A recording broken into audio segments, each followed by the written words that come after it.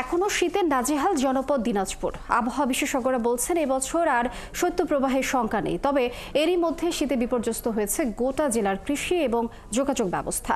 শীতে কমায়ের এখন সবচেয়ে বেশি বিপাকে আছে। খালিদ আরাফাতের তথ্য ছবিতে প্রতিবেদন। টানা ৩-৪ দিন সূর্যের মুখ দেখা যায়নি দিনাজপুরে। প্রচণ্ড ঠান্ডা আর কুয়াশায় অনেক বেলা পর্যন্ত ঘর থেকে বের হতে পারেনি মানুষ।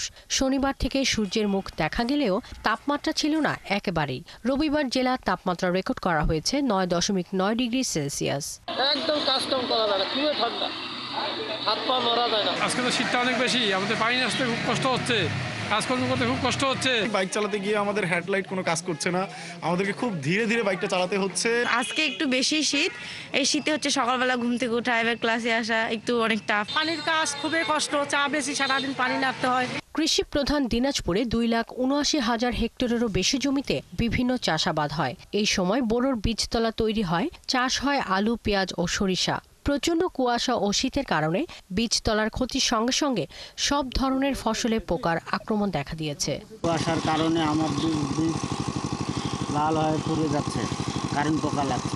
এই শীতে সবচেয়ে বড় কথা পচনটা আমাদের আলু হোক বিচুন হোক পচনের ক্ষতি বেশি করতেছে।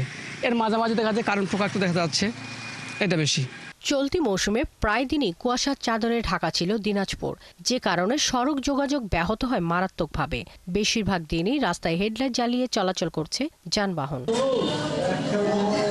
তবে স্বস্তির খবর, এবার শীতজনিত রোগে আক্রান্তের সংখ্যা বাড়েনি বলে জানিয়েছেন সদর হাসপাতালের তত্ত্বাবধায়ক। সুখবর হচ্ছে যে এবছর বেশ কয়েকদিন ধরে অনেক শীত গেলেও এখন পর্যন্ত আমাদের হাসপাতালে তেমন কোনো প্রভাব পড়ে নাই।